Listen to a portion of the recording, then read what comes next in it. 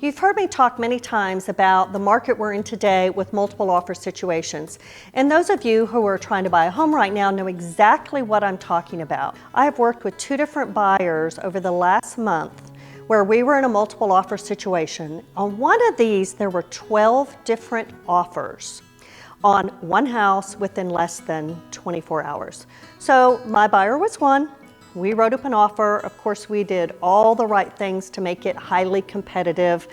The pricing was competitive. The earnest money was competitive. We kept the contract really clean, meaning we didn't write in a bunch of extra stuff. But what just blew my mind, and it's happened multiple times now, is that I got a call from the listing agent, and the listing agent said, I want you to know out of the 12 offers, you and your buyer are one of the top 4.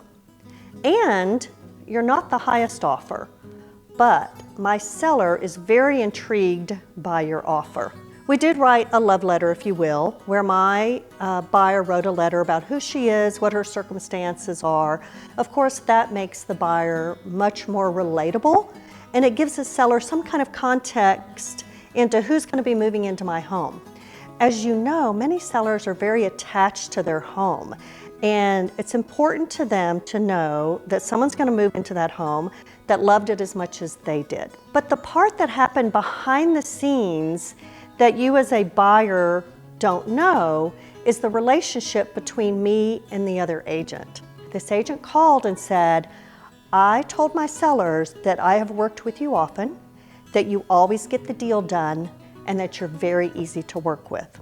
That was huge. I've heard that a lot lately, and it blows my mind. Secondly, when we walked into this home, the seller had left a tray of her jewelry sitting out on her vanity. Well, as soon as I saw that, I took the jewelry, I put it away in a drawer. I called the listing agent and said, hey, just want to let you know this is what we did with the jewelry. Well, of course, that story was relayed back to the seller. They were very wowed by that. So I tell you this story because there are elements involved in the whole negotiating process that have nothing to do with money. So how we treated the seller in respecting them with their jewelry. My relationship with the other agent was very key. The love letter, of course, played a part. And a couple of the other agents who had higher offers had been a bit demanding in their conversation with the listing agent. Well, that didn't go over real well. And in the end, my client's bid was accepted. The house is now under contract, and my client is now moving into a home to be closer to her grandchildren. She's happy, I'm happy, the seller's happy. But I want you to know who you work with matters. The agent that you work with, the agent that you have representing you, does matter. How they interact with other agents, what their reputation is in the neighborhood, and how they communicate with the other agent is just key.